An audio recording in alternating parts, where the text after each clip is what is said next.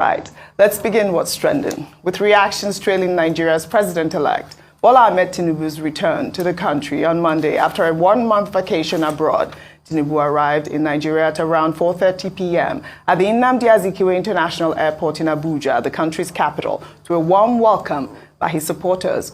On March 22nd, Tinubu's media office had announced his departure from Lagos to Paris to rest and prepare for Lesser Hajj in Saudi Arabia and Ramadan fasting. The trip elicited speculation and controversy around the president-elect's state of health. However, Tinubu, upon arrival, denied any claim of ill health. I'm healthy as the sun, and I'm okay.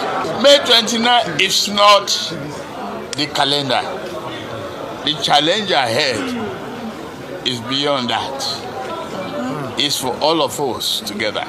And we must be parents and stay focused. That is very, very important. Don't isolate one date. One date on the calendar doesn't mean anything. It's just an event.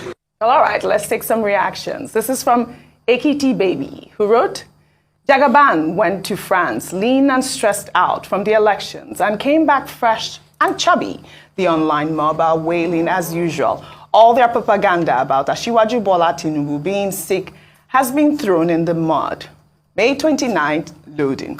Well, unfortunately, there were a lot of photos that were circulating. One, I don't know if you have seen this particular picture of Tinubu's, I don't know what it is. We don't know if it was doctored or not, but it did cause a lot of uproar on social media. I'll take a tweet from Sports Doctor, who wrote, VAR update. What does Tinubu have under his arm on his return to Nigeria? It's called a peripherally inserted central catheter, PICC line.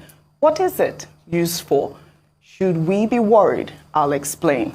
Well, he went further to explain what it is. He's saying that it is a line which is used for, inserting liquid and all of that. Well, another Twitter user, in response to this tweet, wrote, competence to service in medicine does not stigmatize patients with any medical conditions. If the patient can bear the burdens of the condition, you owe the patient your respect, care, love, and compassion. You needed not to see the PICC line on him to explain what it is. Thanks. Well, I really like this actual tweet, which is about competence. And I believe that I heard you say this earlier. I think all of this is a huge distraction, whether or not, Tinubu is healthy. I mean, I don't know who is a doctor to tell if he's healthy. He actually came out to say that he is healthy. And like you said, he looked chubby and robust. And my Twitter user also said that. But I think the most important thing is the fact that Tinubu is back here and what he's going to do while he is here. Rufai, I'd like your reaction with those comments on that actual picture that was circulating on social media. Okay, so like I said yesterday, I said the supporters were going to be singing Kabo, Sheda, Lode, and true to type, they're out there supporting him, welcoming him back. Great. He's got a lot of problems ahead of him, issues that he needs to solve. We talked about the debt in Nigeria, the fact that we've never added CBN debts to it, and the fact that that debt keeps getting interest on it. We've talked about the economy, we've talked about the state of education, insecurity, and all of that. The fact that people are dying big time, or let me use the word of Donald Trump, big league in Benue. People are being killed by the day. Also, we have a lot of problems as regards instability generally in the country. Nigerians need to be calm now, and they need to show workings. So all of these problems abound. But also concerning that picture, I have not been able to forensically verify. Because in this day of AI and all of that, I like to forensically verify pictures before I say it. But there's been many look at the picture, and there's been many zoom at the picture that saw that. In fact, specifically, I think a certain newspaper put the same picture they took online, and when I zoomed into that, I saw it. But that picture I've been taking of this morning. Secondly, there is no qualms about people feeling unwell or anything, but he has not come out to say he's feeling unwell. Truth has to be told. It's just in the interest of public accountability. Because he is state property now, and a lot of Nigerians are saying when there are discrepancies, come out with a statement about your health. It's as simple as that. Nobody wants a president to fail in Nigeria, because if he fails, we all fail. But there must also be a level of public accountability. And what is the antecedents? Umaru Musa Yar'Adua, we all remember the case. It was during the campaign trail. Umaru, you remember the call and everything. And Umaru went through his own health challenges in office. Till today, it is sad that we didn't even know what happened. So we are just saying for the sake of public accountability. And it's not only him. Please, anybody that will become president next in Nigeria, after him, or whatever happens in the future, please let Nigerians know your health record. Because see, if you want to keep your health record to yourself, don't come out or run. But the part I will never agree in my life to is the fact that you say we should not subject people to public accountability. That's not right. If leaders can declare their assets while coming into power, why can't they declare their health status? Because before he's sworn in, he has to do asset declaration. I not be so. So it is also great so that Nigerians should know what they are dealing with. See, anybody, I've talked about even a former American president that was on a wheelchair and was one of the most effective American presidents, and he won a third term. Franklin Delano Roosevelt. So there's no big deal, but at least let people know. But the whole America knew Roosevelt had polio. It's just accountability we are calling for. Simple. That's my point on this. All right, Dr. Bati, your thoughts on that picture? Okay, well, first, let's join others in welcoming him back. Unfortunately, the Nigerian Constitution does not state that you must declare your health status. What it says, it talks about incapacitation. And the Constitution is very clear in that regard. So whether as president or president-elect, if you are not incapacitated, if you are not mentally unfit, and if you've not been convicted, you can be president of Nigeria. Maybe in the future, we'll take a look at that. But from a moral perspective, yes, we can insist that the people indeed have the right to know. They should know what they are signing themselves into, particularly given our recent history. We had Umaru Musa Yar'Adua, who were told he was fit, but he died in office.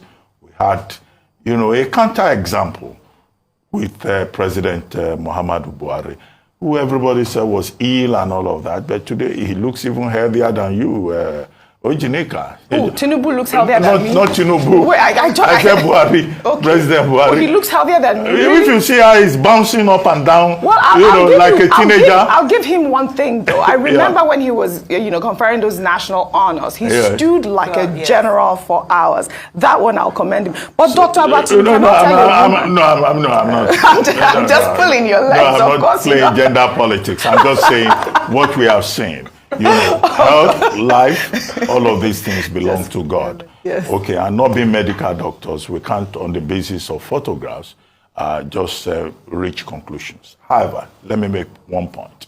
Maybe one major lesson with democracy is that democracy also allows the people to make mistakes and learn from their mistakes. My major worry in Nigeria is that we don't learn from our mistakes. We keep doing the same thing over and over again. I was saying earlier on this program that, maybe TINUBU is more Nigerian than many of us. That's why he's president, because that's the kind of country we have. A friend sent me a message and said, no top journalist in the US or Britain will say the prime minister or the president is more Nigerian. Well, that's comparing apples and oranges. We live in a funny kind of country, whereby actually the man who becomes president of Nigeria is a monarch. He's given almost absolute powers. And you will see what will happen.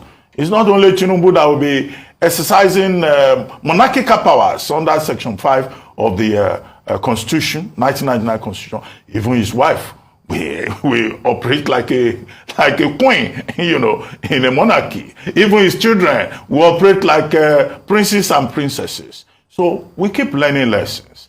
And many of these lessons, what is important for the regeneration of our society, of this country, is for Nigerian people to develop the capacity to learn the appropriate lessons so that this country can move forward, so that we don't keep taking one step forward, we keep taking 2 steps backwards. And I've argued elsewhere, even today, that look, all the conspiracy theories, the controversies that have emerged, you will see. May 29, there will be inauguration. There will be cabinet. All this talk about citizenship will be of no issue, will be of no moment. The issue about perjury, there has been a case in court at the Federal High Court, Abuja, since November 2022. Has that case moved anywhere? Even the Presidential Election Petition Tribunal, we don't know what is going on there.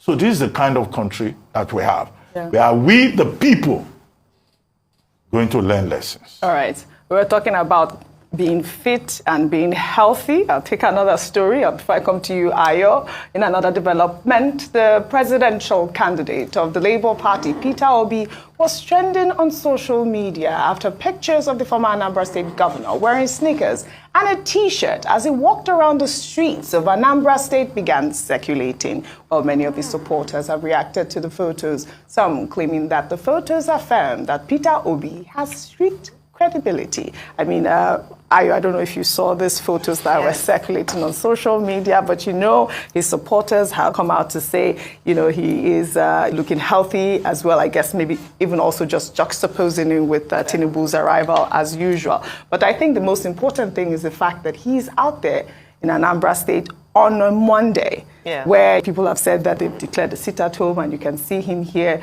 you know, maybe even just encouraging people to come out on Mondays. What are your thoughts? Well, it's not very difficult to see why the presidential candidate of the Labour Party is well-liked. So irrespective of your party affiliations or your personal misgivings, when you look at the man and what he portrays, you can understand why he has so many people, so many supporters who love him, and the rise of the, what we call the obedience, because he just projects that image of the kind of person that a number of people want as a leader. But if you're looking for a leader, if you want to employ someone, you would want him on your team. Now, talking about powerful statements, Mr. Peter Obi has made quite powerful visual statements or gestures in the last few days. Yesterday, we were talking about his eating or meeting with the Muslim community in Anambra State. Powerful statement. And I'd mentioned that leaders in Nigeria should, and not just him, for everyone who does the same thing, should be praised. And this ought to make headlines more, because we want to promote unity. We want to promote the fact that we are one despite our differences. In the same vein, him coming, I mean, he's just a man, probably he's done this every day in terms of exercising. And just the fact that he's doing it on a Monday, very strategic and a very powerful statement. I'm saying this because, like Dr. Bati mentioned, we can learn lessons, not just from the democratic process, but even from different gestures. Let's take politics away from this. Let us see more people like himself, the governor of Anambra State, making statements like this. Social media is powerful. We cannot take that away from young people, older people, and perception is key. In fact, they say perception is reality. So if they had made such statements in terms of a pushback or against IPOP sit-at-home, it would have encouraged more people to come out and dare to not, because there are many people who don't support the sit-at-home policy. Absolutely. Many people. So it could have passed such a powerful message. In terms of comparing their health status, we've talked about that a number of times. And I just want to point out that the PICC, I spoke to a doctor about this in terms of, okay, what does it mean? Does it mean the person is not capable of functioning? And she said, no, actually. It depends on the severity of the matter of the case. And being a doctor, by looking at a mere picture, you cannot determine the illness or the type of illness the person has. It can be used for chronic illnesses, even for those who are on dialysis, cancer patients. But dialysis, people who go on dialysis go to work. So it doesn't mean you're not capable of working. But again, it boils down again to being honest. Truth deficit is something we talk about a lot with our leaders. And that's probably why Peter Obi is so popular, because it seems as if he wants to give everything out. And so there are lessons and things we can actually borrow from that. Absolutely. I like that point.